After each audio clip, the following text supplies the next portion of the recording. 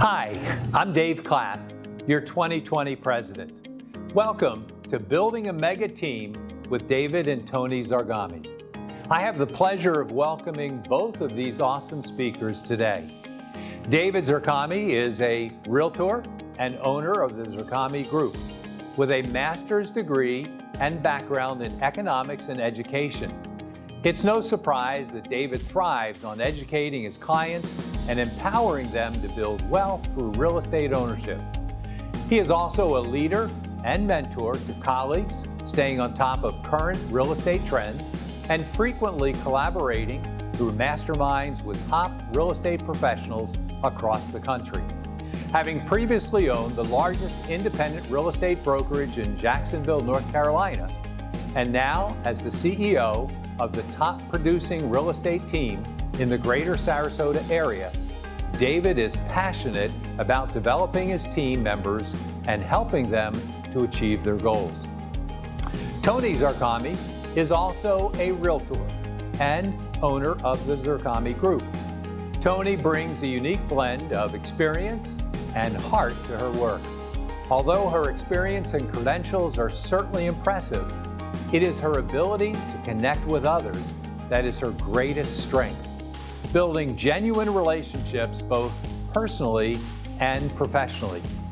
With a commitment to excellence, a competitive spirit, and the selective designation as a certified master negotiator, Toni consistently works to yield her clients the highest possible net income, personally following each and every transaction through to a successful closing.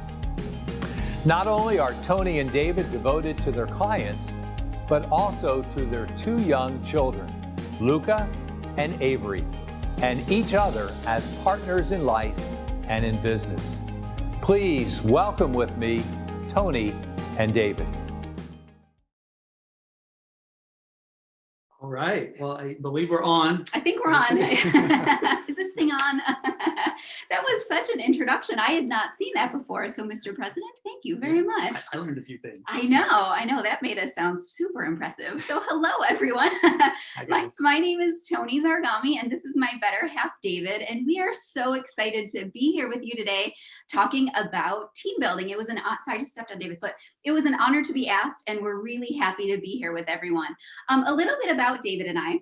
We were actually elementary school teachers before we got into real estate. Well, I taught fourth grade and David taught middle school math. So any of you out there with middle schoolers, we send out good thoughts to you. So one summer we decided to flip a house. We had been watching some HGTV and thought, well, that seems fun. We should probably try that and do that, right? David had been thinking about investing and meeting with an investor group. And so one summer we bought a house and flipped it. Do you remember that first flip? I sure do. We learned a lot, right? And then the next year we went back to our merry way and got into teaching, but we had really gotten that real estate bug. We really liked it.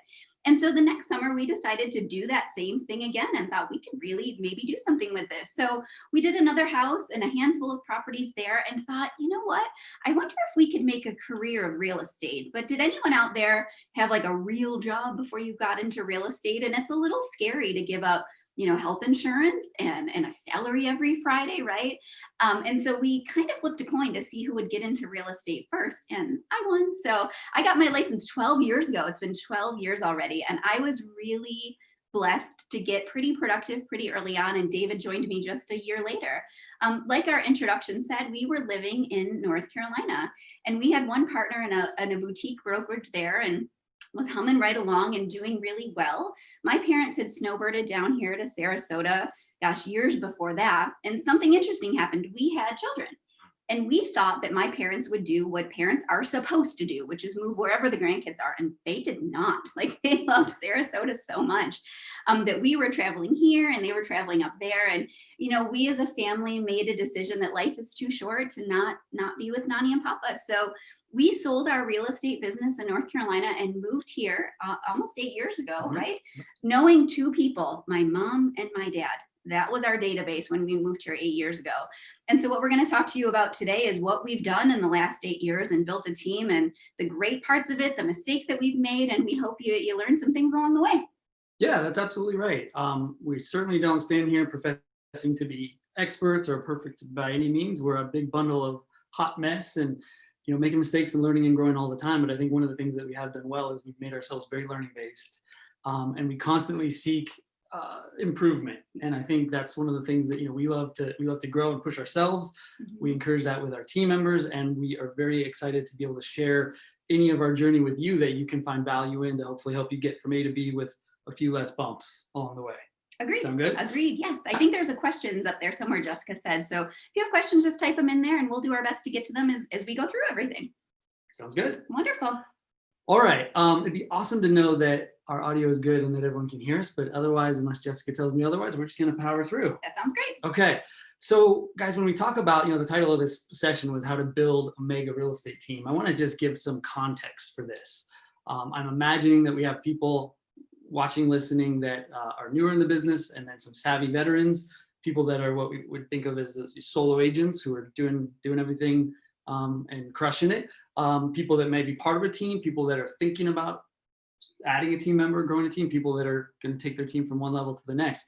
So we're going to do our best to give you some general tips and strategies and talk to you about what our process has been so that it helps you. But the main thing I want you to hear is when we talk about this team concept, let's just take the word team out of our vocabulary today, and let's just replace it with really what we're talking about, which is your business, right? A real estate business. It's a kind of a goofy thing specifically in our real estate industry that, this team idea is this new or weird thing.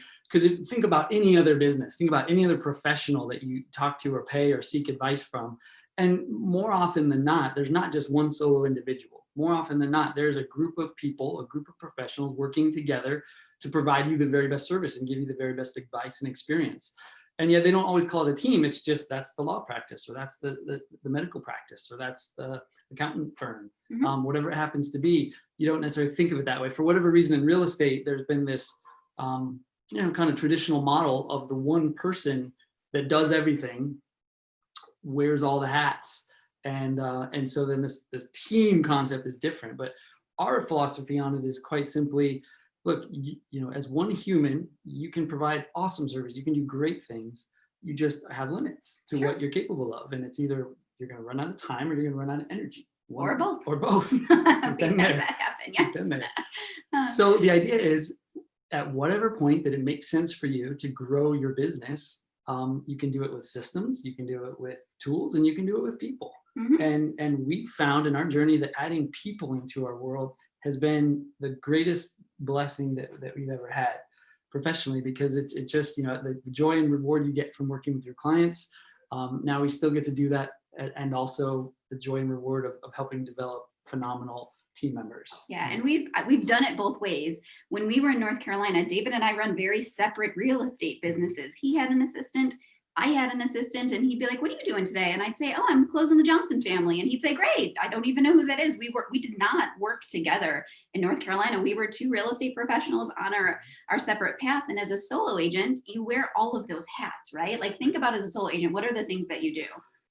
Gosh, I mean, you do all the administrative work, you do all the data entry, you do all the listing management, listing entry, you do all the transaction management stuff, contract to close. You're out prepping properties, you're out taking measurements, you're talking with buyers, you're going on appointments, you're showing properties, you're at home inspections, you're your own bookkeeper and accountant, right? Yeah. You're a marketing specialist. I mean, there's literally so many different components of the business. And while some of us may take pride in being really, really good at a lot of different things, and that's one of the great things about real estate is every day is a new adventure, the reality is there's no way to be world class at all of those different things. Yeah. I'm a sports guy. We're in football season. So I like to use football analogies. There go my Sundays. Think about a football team, right? So let's use Tom Brady. Hopefully we can, he's in town now. He's a local guy. Generally regarded as the best almost in history at throwing the football, right? You just lost half our viewers by mentioning Tom Brady, but go ahead. I'm just teasing. So he best world class, right? World class quarterback. But if you took a team of 11, take the worst team in the league against Tom Brady by himself, and he would stand no chance, right? Yep. Or even take the worst team in the league against a group of 11 Tom Bradys, playing every position, and the Tom Brady team would stand no chance. Is that right? Because what an NFL team is a group of specialists who are the best in the world at the specific thing they do. right? So the best offensive linemen are made up and wired and do a totally different role than the best running backs or the best wide receivers. And so the idea with us was we want to continually grow and improve the level of service that we can provide to the people that we're fortunate enough to call clients. And in order to do that, we need to make sure we have the best people doing the very best thing they're suited for in each different role. Absolutely. On the real estate team. Absolutely. So if you think about it, when you get into real estate, you start this thing and you wear 4 hats. And the 4 hats that you wear as a person in real estate is you own a business, right? Whether you think of it that way or not, you are definitely the business owner. Beautiful thing about the real estate business is you get to sell, the highest priced inventory on commission, and you don't have to stock it on your shelves, right? For the low cost of some MLS dues and some other negligible cost, you get to have the full inventory of our board. But you're wearing this owner's hat. The other hat is you are working with buyers, right? So you're a buyer's agent.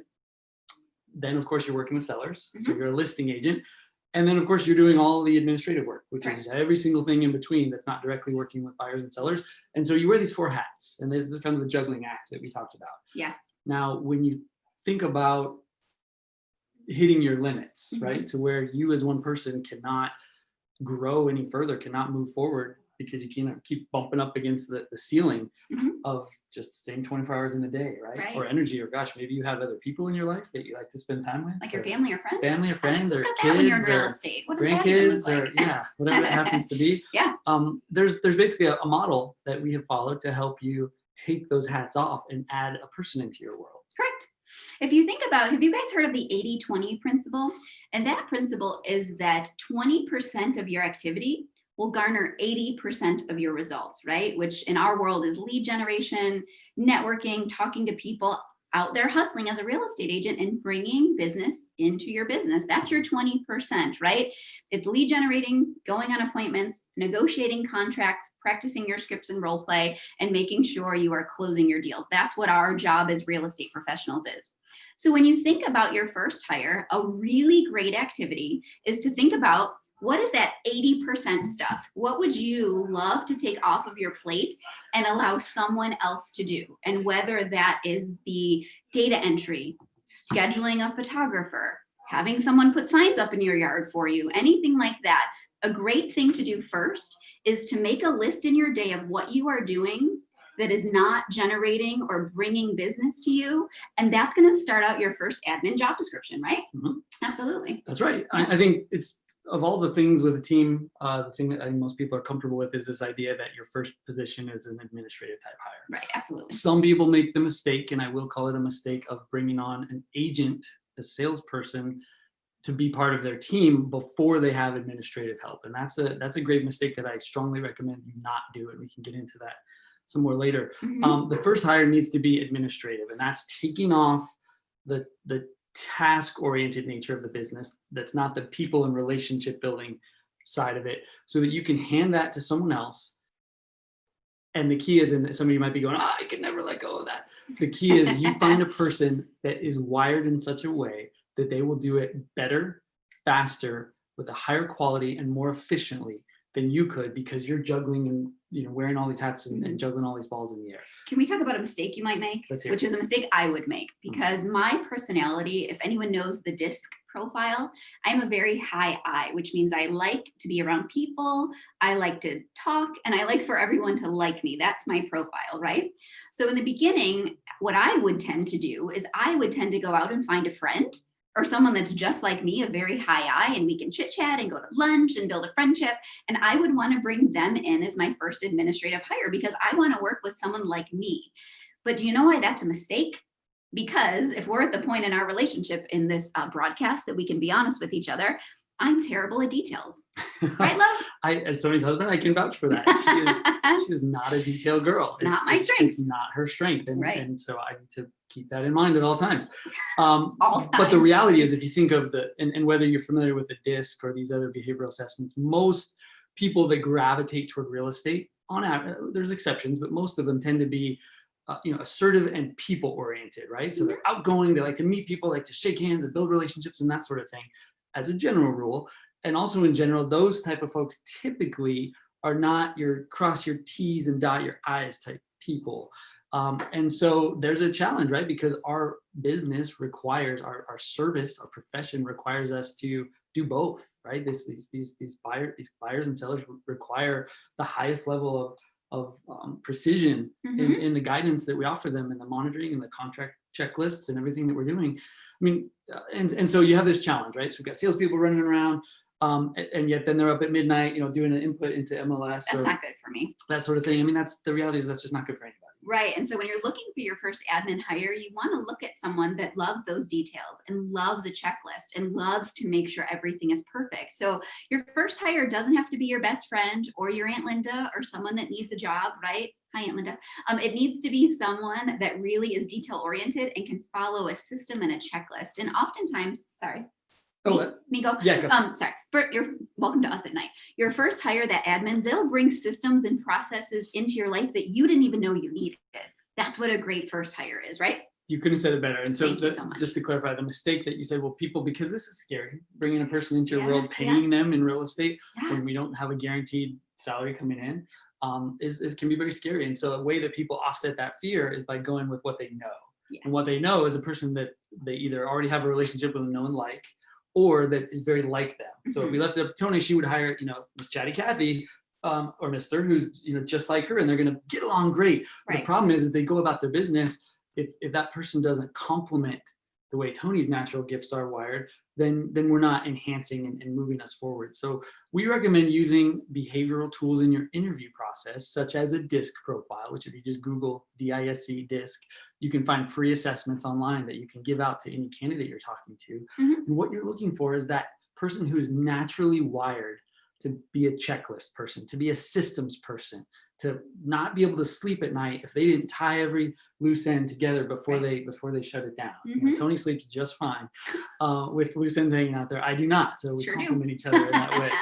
That's right. So in that case, you can do something greater together than you would on your own. And like Toni said, with the right person coming in, they can figure out some of your systems. I remember. So let's see. When we moved here, we didn't have any assistance for about a year. Almost just a you year. and I. So it was just me and Toni getting our feet wet. That first year was extremely difficult. It was.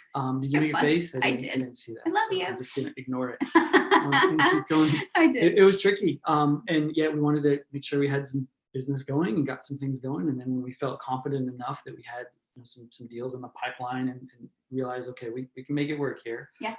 It still takes a leap of faith, right? Yeah. It still does. And Toni's going to talk about that in just a second. But we brought in our first person. She was a former agent from a different state who came in and was ready to not be in the on-call role. And so the thing that I loved it, when she sat down for the interview, she plopped this big file on the desk and she opened it up and said, here is her contract checklist system that she literally created for her previous office. That's amazing. So she was saying to us, I'm a systems person, I'm a detail organized person, and I can follow behind a Toni, for example, and clean up the mess. Right. And that's what you need. Ouch, but true. Ouch, but it's true. a beautiful mess. And so she came in and she whipped us into shape in a lot of ways. Did. Yeah, She was developing systems and putting things into place. And now it's just part of our culture that our admin or our operations team, we're constantly asking them, find a way to make the system better. Every time we have a glitch, every time we have a hiccup in a transaction, how can we build a check or a safety into our system so that we get through that more smoothly the next time? And so we're constantly iterating and improving that. But it starts with just that leap of faith, that first person. You want to talk about that a little bit, overcoming that leap of faith? Yeah. So guys, here's something that, sorry, I keep stepping on you. I'm so sorry. Okay. Something that was very scary for us, because again, when you've got, you're not have a salary anymore, you're just relying on commissions. You're like, man, can I pay a salary? And I'm making this number up, but let's say you bring on your first admin and you pay them $40,000 a year. To me, $40,000 a year is very scary. But I want you guys to change the way you're thinking about that. You are not committing to a year's salary of your person, right? You're not committing to $40,000. We believe very strongly in a 30, 60, 90-day check-in. So you bring them on, very clear expectations of what you as the business owner want your admin to do, and your admin what they expect, how we present things to them, right? So you have a 30-day check-in. Hey, how's it going? Admin, are you enjoying this? What could we be doing better? What could you be doing better? And then you have a 60-day check-in and a 90-day check-in. And guys, we've learned this painful lesson over time that pretty quickly on, is that the word? Early on, pretty early on, if it's not the right fit. And one of my least favorite things of being a business owner is when you have to have that discussion. But please learn from us. You'll know that if it's not the right seat on your bus. And the sooner you have that direct conversation and can part ways and pivot the bus in the way it needs to get back on track, the better your team will be. So don't think about a $40,000 salary and how scary that is. Think about 4 weeks of a salary, and then you're going to do another 4 weeks, and then you're going to be another 4 weeks. And then you'll know if that person is going to take your business to the next level, and they will more than have paid for themselves, right? That's right. Because if you think about it, you're taking off this administrative hat. The key is that you're not then going and sitting on the couch and just relaxing more. Right. The key is that that'd be great though. That would be nice. Yeah.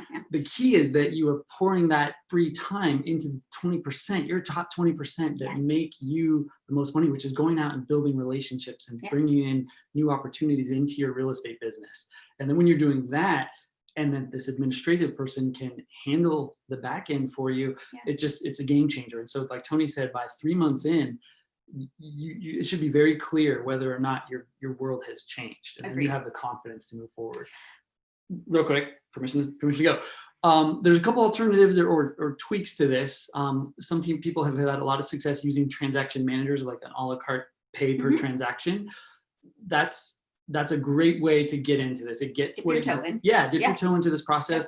It means you're not committing to a set salary, you're not committing to a set number, and it just gets you more comfortable with this idea of handing some things over. Now, I will just caution you that you will never get the same level of overall boost to your business from using a transaction manager as you will having someone come into your world.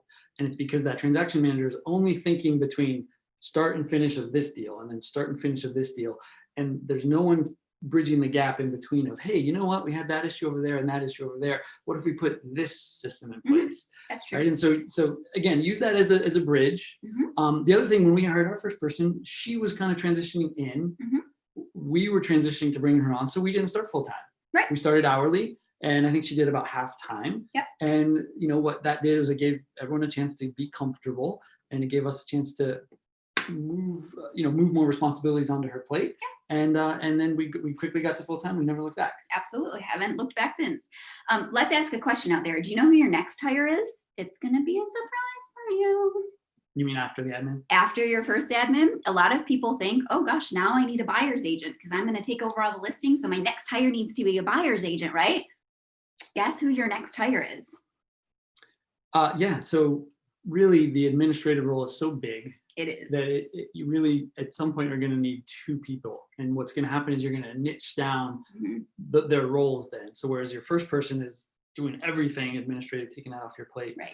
Ultimately, the model that we have seen time and time again be successful is you have one of those admin people focus on the transaction management, contract to close component, and then typically the other person is handling the listing side and marketing for your business. And typically those people might be wired similarly, but the marketing person might have some more creative marketing experience, that sort of thing, versus that transaction manager. Correct. But you really need to have both. Now, in theory, could someone have one person do those and then bring an agent on? Of course. It's certainly a possibility. Again, we have not mastered this by any means. We just know what has worked with a lot of different teams that we've talked to. So yes, whatever works for you. So admin 1, admin 2, and then you bring on a buyer specialist, right? Because any of you out there that are working with buyers know that they take a little bit of time, right? For a listing, I can go to a listing appointment today and spend an hour and come back with signed listing paperwork. And that's a client, right? Whereas with a buyer, you could be spending weekends and weeks with them, right? So buyers tend to take up some time. So we have found success with is your next hire being someone that can take some of your buyer leads off of your plate, right? So next hire being a buyer specialist. That's right. And so that's the next hat that you're going to take off. Now there's a transition model in between where you can bring on what's called a showing assistant or a showing specialist. And I actually really like that model. I think that's a great way to ease yourself and someone else in. And in that world, you have a person that's on your team that works with you. You sit down with this showing assistant in your buyer consultation, and you both understand clearly what that buyer is looking for. And you just lay out expectations with your client or your customer that this is how our process works. And I as the team owner, I'm going to handle this part of it, and my showing specialist is going to be the one on the field showing you properties. And that way you get immediate access to anything that you want to see, and we work together, and we're on the same page, and all those great things. Yeah, showing assistant is a great model to start with, for sure. We find a lot of times that showing assistants will graduate into being a full-on buyer's agent, right? Or a buyer specialist. So they dip their toe in and learn your systems and models by going out and showing, and you handle the bulk of the negotiation and the contract to close. They literally are the ones out showing properties, and then they can graduate into doing all of that on their own. Absolutely right. And to be candid, though, we haven't really used that model. We've done primarily buyer's agents on the team from the start, and we've gone through many revisions and rounds. And so the way it works now in our group is completely different than the way it was 7 years ago, probably. When we Probably the way it was 2 years ago. First person on, that's right. Yes, and so just like evolving. anything, just like with your first admin hire, you can't expect to be great at something you're doing for the first time, right? So you get better with each round, and we've learned so much about how we want it to work. And the key, guys, and a lot of agents have questions about, well, how do splits work when you join a team in a sales role? That's one of the big questions we get. And we're not going to go into specific numbers. It's all, it's up to you and your business, and it's all totally negotiable, of course. But here's the simple answer is there has to be a value proposition, right? If you're going to be a team owner and you're going to bring in an agent to work with you, and there's going to be a trade-off, right? The trade-off is that you are creating opportunities through your client database or customer database, your sphere of influence, the marketing that you're doing, the lead generation that you're doing, your good name. You're creating opportunities for this person, and you're giving them training and accountability and resources and tools, and you're also offsetting a lot of the risk for them. You're keeping on with that business owner hat. As a trade-off, they're sharing commission, right? So, and again, however you do that, the split, the only thing that matters with what the split is what's the value proposition. Right.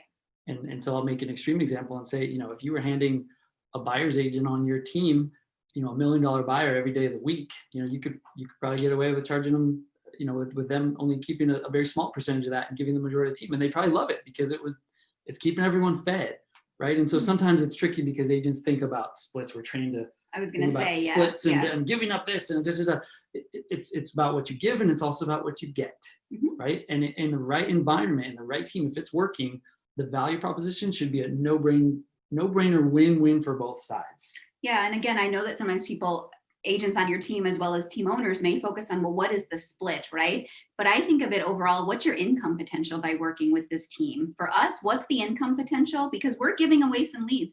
We could work $1 million buyer and get a great commission at the end of it. Yet if we're going to leverage that out to one of the agents on the team, right, and we're going to share in the commission, that's a win for us because that opens us up to be working on different things. So I would change your mindset a little bit about the split number and think what's everyone's potential for earning and learning and growing. I should coin that. Earning and learning and growing. Earning and learning and growing. I just came up with that right now. Very cool. Let's talk about value proposition, but let's talk about the other hats real quick, like the order of your hires. So we have admin 1, admin 2, buyers, or showing assistant, buyer's agent, and then listing agent. Yeah, and let's talk about the order with that for a reason, right? Yeah. You mentioned it earlier, but buyers just simply generally take more time. They do. They take more time. Listings are more leveraged, meaning you can handle a larger inventory of seller clients at one time than you could on the buyer side. Correct. And so it's just the order of operations. And keep in mind, guys, you do not have to progress to any level in this model. You stop, you get off the train wherever it makes sense, wherever you're comfortable. This is just saying, if you want to take it to the next level, if you want to free up more time, if you want to add more resources, if you want to grow your business beyond what you could do, here's the way to do that. One way to do it. There's a lot. This is the one model. example. That's yeah. Right. So buyer's agent first. In our case, you're the primary listing agent on Zarghami Group, and we have our buyer's agents who have been certified as listing specialists as well. And so now they can do that also. Now, so yet still, because you enjoy the listing side, you thrive in it, you're continuing to do that in our world. There's probably a time in the not too near future where you will probably do much less of the listing business and just wear more of that owner hat. Right. And again, that's up to you. That's up to us. It's the call that we get to make depending on what you love doing and where you're finding the best return on your investing of time and energy. Yeah, that's absolutely. Right. And then, of course, the team owner hat you never take off.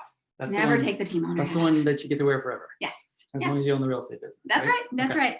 So we talked about a little bit about splits and your value proposition, right? So you've got to think, if you think about building a business, right, and growing that, what's the value proposition that you're providing? And some things that we think about in our value proposition are we provide leads to our partners, right? We provide buyer and seller leads to our partners through a myriad of different places, right? Past clients, client events, sign calls, Facebook, at all of those, we pass those and share those leads with our agents. So that's one of our value propositions. A big one is our culture. Pretty selective about who comes on and works with us, because think about how much time you spend with your team members. It's sometimes more time in the day than I spend with my 4-year-old, right? Is that not the truth? So you've got to think about the people that you're bringing on and the culture that you're creating, a culture of fun and learning and energy and all of that. So really pay close attention to your culture. Guys, think about this. If you had a glass of water, of clear water, and you put one drop of red dye in it, what would happen to that water? It would get pink, right? So one tiny drop, or one person that's not quite fitting in with your culture, it's fascinating how quickly that can spread. So keep an eye on that. Keep an eye on that. We also offer leverage. When an agent on our team puts a deal under contract, they meet with our transaction manager, and she handles a system or a checklist, which we'll talk about, to get that to closing. And our agents are freed up to go work with other clients. Now, some of you might have just said, "Oh, that feels like you're passing them off and you're going to meet with a client and then all of a sudden you're not there." That's not the philosophy on our team at all. Like David said earlier, our transaction manager you don't want me managing your transaction. She will do so much better than I will with this checklist and with this system. And just right now, David, how I'm spending time with you as a client, I'm not paying attention to my phone. There may become a point when we're under contract and you need something from me. Our transaction manager is available Monday through Friday from 9 to 4. She literally sits at her computer and is working in your file. So it all depends on how you present it to your client, right? So that's a huge piece of it. That's absolutely right. And we work really hard. That was a role play just there, by the way. You slipped it in. I totally slipped in a role play. We work really hard to pass along and maintain what we call this tribal knowledge. Yeah. So when our agent has been in the car looking at properties and showing and going through this whole relationship building phase, and then we have this awesome win that we get that person under contract, and they do what we call a warm handoff, where they personally, share all of that specific knowledge. I use this example with the team. You know how when you dial a 1-800 number and you wait on hold, and then you get, the operator answers and they ask you like 22 questions, verify your identity, and then have to ask you every question about what you want. And then they tell you, okay, I'm going to transfer you to the person that can help you with that. Mm-hmm. Right? And then, you're annoyed. So you wait on hold for 6 more minutes, and then the next person picks up, and guess what the first thing they ask you is? Why are you calling? What can I help? You got to do that whole thing over again. Repeat. And as a client, as a customer, as a consumer, I'm super annoyed in that situation. It's so true. So we use that example with our team all the time to say, we will not let that happen with our buyers. So we're going to make sure that our team member, our transaction manager, knows all the ins and outs. Why are they making this move? What's important about it to them? How did the showing process go? How did negotiations go? How's the co-op agent? Mm-hmm. Anything tricky? What should we watch out for? What should we know? And so that client, we call our single agent clients as our clients, they feel like we know them. Yeah, so the introduction call from our transaction manager to our client is, gosh, David, our Zarghami group is so excited to work with you. I know that Toni was out showing you properties. My name is Jennifer. I'm your transaction manager. She mentioned you guys are moving here from New York. We're so excited. And then don't they feel great? They don't feel passed off to someone else. They feel like, wow, these people really did listen and care about why I'm here. So that's a big one. Yeah, and the agent partner is always available, right? Always. They're always available, and they get and they're communicating. Yeah. Well, in the meeting, if something's needed and a question or concern, they're them. always going to be available to pop in. So they get a right hand, and that's a benefit to our agent partners to have that right hand person watching their back, and it's a benefit to our clients to have always someone else available. You know what question we get asked a lot is our operations team licensed? And we have had both. We've had unlicensed operations, and right now our operations people are licensed so that they can, answer more questions, be able to talk about more things. And so it just depends on your team and where you are. We've done it both ways, not a right or wrong there. Yeah, there's not right or wrong. If the person doesn't have a license, you need to be careful, because there's a what they're saying and what they're talking about. There's a specific set of activities and conversations that they can and can't have. We didn't want to have any guardrails in that, so we have our operations team have the real estate license, and then we're a team, just like the NFL team is a team of pro football players. We're a team of realtors. We're a team of real estate professionals. We just happen to have Toni served in this role and Jen served in this role. But we're all licensed realtors at your service, working together, rowing in the same direction to get this done. Can I share something that just occurred to me? I have no idea what you're about to say. It's okay. It's not embarrassing. Okay, go ahead. So this is a big mindset shift when you go into this team thing, because typically we get into real estate to think about, freedom, flexibility, and fun, right? Making so much money. That's right. Financial freedom, flexibility, and fun. And then what the reality is that, you can have financial freedom or a lot more flexibility in there, but it doesn't come with schedule flexibility. Sure doesn't. And sometimes it's not fun. By the way, you have to pick up the kids today. I have a late listing appointment. Okay. Thanks. See? So you threw me off on that one. Oh, sorry. Talking about freedom, flexibility. Yeah. You have all these yeah, things. but you call the shots, right? No one's expecting you to be anywhere at a certain time other than a customer or client appointment that you set. But otherwise, you can be home in your sweatpants and eating bonbons on the couch, or you can be at the office hammering the phones, or you can be out knocking on doors or meeting people at networking. It's totally up to you, and you're in charge. When you bring other people into your world, you create this amazing accountability system, right? Like Toni and I, we have to show up, and we have to show up not just because it's Tuesday and I got to go to work. Like, we need to show up with enthusiasm, positive energy, and ability to overcome challenges. I mean, I say it all the time. Real estate will kick you in the teeth. It will, no matter how many years we've done this or how many transactions we've closed. You'll get a deal that just goes sideways in a way that you never expected, and it can be the most frustrating thing. We have such a unique compensation model, right, where the payment that we receive is sometimes disconnected from the amount of effort, time, and energy that went in. So true. And so there's just a lot of things that feel like injustices, like how could that have happened, like things beyond our control. And so when you bring people into this environment and they're counting on us, for their income, as well as their mental well-being and their sanity and training and accountability. I mean, we have to show up differently. You do. And so a huge part of our journey over these last 8 years has been a leadership journey, right? We've had to stretch ourselves in our ability to lead and have success through others. So now I have to be able to impact this client here without talking to them directly. Now I will, of course, sometimes as needed, but I'm really coaching and talking through my agent partners so that they can go and be successful in that role. And it's just a different dynamic. It is. Requires you to up your game. It does. If you think about it, leadership is influence, right? Leadership is influence. And isn't that the thing that we are doing with our customers, clients? Is helping influence them to make well-informed and positive real estate decisions. Absolutely. In their best interest. So it's just, even though you're shifting how you're using that skill, it's still the most relevant skill that we have in getting out there and getting results in real estate. I agree. I want to jump back to culture real quick. When we talk about team culture and the people that we surround ourselves with, we do a lot of different things as a team. We have a lot of fun together. So we do, boat days and girls' nights and all of those things. It's important that you do have a great working relationship. We also do team events. We role play every single morning. Our team gets together. We report out our numbers on a big screen. And you can send me a message privately if you want to know what that looks like. But we report out all of our numbers from our activities the day before, and then we role play together every single morning. So your team culture, it depends on you as the team owner to set the tone for what that's going to look like. And not everyone is a fit for our team or your team, and that's totally okay. Whatever's working for you is fantastic. Yeah, if you read any books about building a business or starting something from scratch, a key point of what they're going to talk about is, know what your mission is. What are you seeking to accomplish? And then what do you value? What's important to you? And so with our group, we've defined a set of what we call core values in addition to our team mission, which is basically our rally cry. Like, why are we here? Right? It's not about number of homes sold. It's not about volume. It's not about commission. It's about people and families and moving them forward. And, that's what keeps us connected and focused when the rain's pouring down. When you have a closing today and the buyer got loan denial yesterday, that's what keeps you moving. That happened. So it keeps you moving through it, right? Yeah, all those, like you said, those kick you in the teeth moments that continue to pop up in real estate. And so let's talk about systems a little bit. What do you think? Just one more point on team culture with those core values. That's something as the leader of your team that you have to embody, right? You have to embody. It doesn't mean you have to be perfect, but it means you have to show an effort to continually strive for the thing that you're asking your team members to do.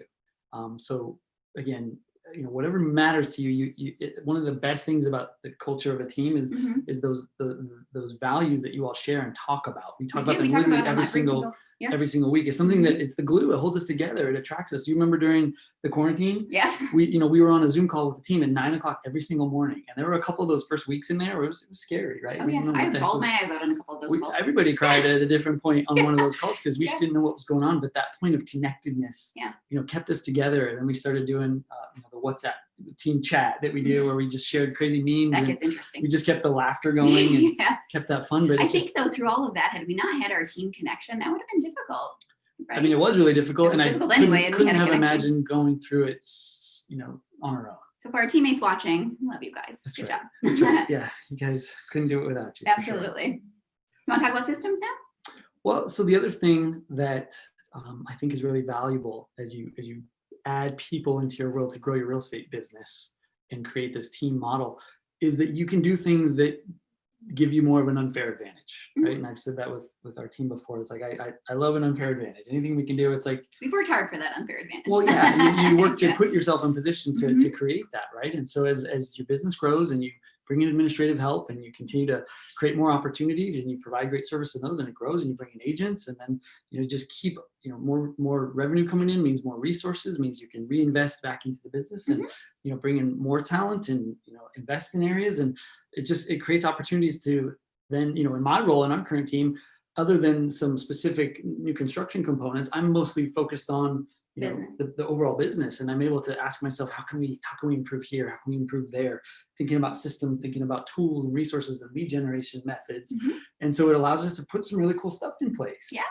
So we do independent market research that we do on our team, and the way we present and share that, which it takes the 10 of us, we spend probably 2 hours in a month, but that's really a collective 20 hours of research that we do. That for an individual to do what we do would take 20 hours every month, and so we're able to knock that out in 2 hours and disseminate and share that with our clients. It's some really powerful data.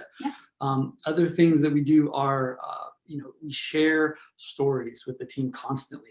So for whatever it's worth, we'll close around 180 transactions this year. We'll be about 70 million plus in volume, and we're sharing the wins and the challenges and the learns on a weekly and daily basis with the team. So, collectively, that's a lot of battling out in the trenches and getting through home inspections and appraisal issues and tricky negotiations and that sort of thing. So we all collectively get that experience that we're sharing, that we can then provide that insight to our buyers and sellers. And so it's, they're getting the benefit. And so if there's an agent on our team, that on their own, they might have sold 5 or 10 homes, on the team, they might sell 30 or 40, but then they also get the benefit of this collective 180 units of experience that's happening now, right? In this real time, not 15 years ago, not 10 years ago, but in this current market. Yeah, and a little tidbit about us, I don't know if any of you have been to our office. We all share a tiny little space together. We do not have some high rise somewhere. We are all in an office together, right? We've social distanced and worn masks and adjusted a little bit in the last couple of months, but yeah, I'll hear David on the phone or he'll hear me on the phone going through a rough negotiation or an issue, and we all learn from it. So that's a huge thing for our team. Absolutely. Just to take off a couple other things. I mean, obviously our vendor list and the referrals that we make for our clients for, all the different other aspects related to the transaction, we're able to continuously improve on that list and share it. Our specific negotiating strategies that we found success, especially as the market shifted. We got it back into multiple offer situations. I mean, we've had to share, where we've won them, where we've not won them, and we've been able to fine tune the model for how to have success with that. And so again, that's where the team, if we lose one here, but then everyone hears that story, now we all just got better. And we point that. Agreed. Our contract to close process, right? We have a ridiculous checklist. The checklist has checklists within it, right? Because I told you we are able to, task our operations team with every time a transaction closes, how did we do and where could we have improved? And we're constantly fine tuning and nitpicking and improving that system. The pre-listing process to get our listings marketed and launched, and the schedule that we do that with. Guys, and keep in mind too, I want to throw something in because I do all the majority of the listings on our team, and this took years to get this to this point. So if you're at home thinking, oh my God, like that sounds great, but I could never do that. This took years and a lot of mistakes, which we're going to finish up with some mistakes that we've made. But I can go on a listing appointment today meet with my listing manager tomorrow, and I don't really touch it again until it's launched, right? And remember, my client has not felt a drop off in service because my listing manager does all of those things and communicates with our client way better than I ever could. So think about how leveraged I am. I can go on 2 and 3 listing appointments per day because we've got a conveyor belt that keeps all these processes moving. And again, it takes a bit to build, and you can do it if you choose to. Yeah, that's a great point, Toni. And then I made a great point. you did make a great point. Thank you so much. Every team gets to choose their own variations of this, Absolutely. right? There's a great colleague of mine in town, a team colleague of all of ours, that runs a really great team, and he's got it so dialed in where he doesn't really take a phone call on any of his listings. It all goes straight to his listing manager. How does that work person. out? Yeah, when can we start doing? No, just teasing. we don't quite have it set We're up not that quite way. there So yet. Toni gets a lot of those phone calls, and that's okay. It's not right or wrong. It's literally not right or wrong. It's just wherever you are in your world, where you need to spend your time, what makes sense. And so that if our system works really well for us right now, Sure. his system's working awesome for him, and it just you get to pick. Mhm. So that's fine. Again, we're not up here saying you should do it this way or that. We're just here to say there's a process and a way to follow that can help you get to a higher level and a smoother process. And talk to us. We're happy to Guys, bounce something off of you. thank you for saying that. I don't know if our information got put up anywhere or if it will, Jessica, but we are an open book. If you have questions about anything and you didn't want to talk about them in this format, please call us or email us. We'll share anything with you. That's just how we roll. We find that if we can help, just answer some questions and elevate the level of our industry in general, we're happy to share everything, because not like we've done everything right, but we've seen a lot. So we're happy to share. Great point. Yeah, Awesome. absolutely. Any other systems you want to check with before we talk about our mistakes? Again, just when you're able to reinvest into your business, you can create some things that continue to make your advantage stronger. So we've got a video production division, we've got a property staging division. These are just a referral system, so that when we have inbound and outbound referrals, we're tracking that. We're making an agent who sent the referral feel awesome, so that they're going to continue to do that. I mean, just things that we do that make put our agents in position to be more successful and create more wow experiences for our buyers and our sellers. Correct. Very cool. So let's talk about some mistakes that we've made, because we continue to make them all the time. Guys, we talk about this with our 9-year-old, but it's so true. Making mistakes is a great thing. It doesn't always feel like, great. right? Yeah. It does not feel like it when you are making the mistake, but the motto on our team is that you're failing forward, right? And the quicker you can fail forward and the quicker you can learn from it, the faster your curve of doing whatever you choose to do, whether that's, staying a solo agent or bringing on one person. You and your one admin are a team. So the faster you can get up that curve by making mistakes, and do your best to not sit in your mistake for a very long time. Let's learn from it. Let's tweak a system, and let's move on so that doesn't happen again, right? It's absolutely right. You have to be patient with yourself. If this is new to you, like as it was for us, you've not done this before. You've not hired someone before. You've not fired someone before. Not done payroll before. You've right? not hired a second person. You've not hired a first agent. You've not trained that agent. So you have to know that it's the first crack at it, and you're only going to get better from there. But before you can be amazing at something, you have to be pretty good at it. And before you can be pretty good, you have to be okay. And before you can be okay, you have to kind of fumble your way through that first crack. Yep. There is no workaround for that. You'll only get better, and so you have to be patient with yourself and understand. So we're here, talk to people who have gone down that path before. They can help you skip some of the hurdles, but there's still going to be hurdles. Oh, we have hurdles every day. Absolutely. All the time. Our first mistake we made, which I talked about earlier, is hiring someone just like you. And we covered why you want to make sure, if you're bringing on an admin first, their detailed checklist, because I personally am not. Can I tell a story right there? Our very first hire in Florida was a person, because we weren't ready to hire an administrative person. Correct. We came across a person in our world that was kind of thinking about doing some real estate sales and also maybe some admin, some part-time. I forgot and about so this. we knew her and liked her. Yeah. That was about the extent of it. Mm-hmm. And so we brought her on in this hybrid role where she was going to be part salesperson, part-time help. Mm-hmm. I'm not going to say that has never been successful.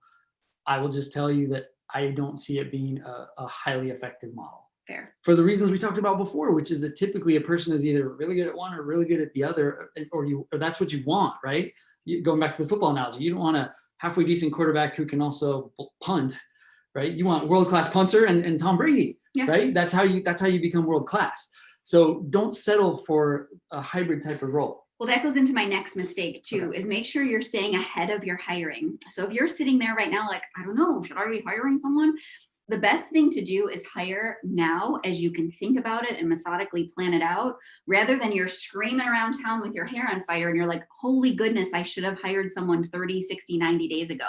So really start to plan when you want to bring that fire on, or that hire on. A mistake that we have made and that other of our colleagues have made is they wait too long to hire, because again, they think, I've got to pay the salary. When we talked about changing our mindset to you're committing to 4 weeks, you're committing to 4 weeks of a salary. So don't wait too long to hire. What was the general rule of thumb we learned? When you're doing about 30 transactions as a solo agent, you want to start thinking about your first hire? Yeah, it depends. Did I make that up? No, I don't think you made it up. It depends on a lot of things. It depends Sure. on, price points is a huge part of it. Yeah. It depends on your abilities and capabilities. Some people are pretty darn decent at their own stuff. Other people, like for example, you, darling, are not wired to do your own administrative work. It's not going to be in anyone's best interest. Fair enough. You have many, many gifts. That's not one of That's not one of them.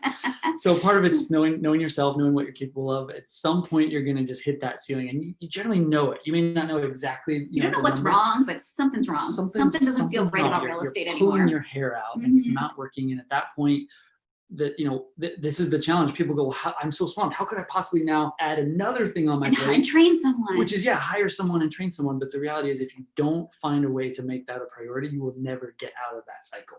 We've been in it. Never. So rather than being up at midnight entering that listing, stay up that extra hour or two, however long you have to put an ad out, to return a call.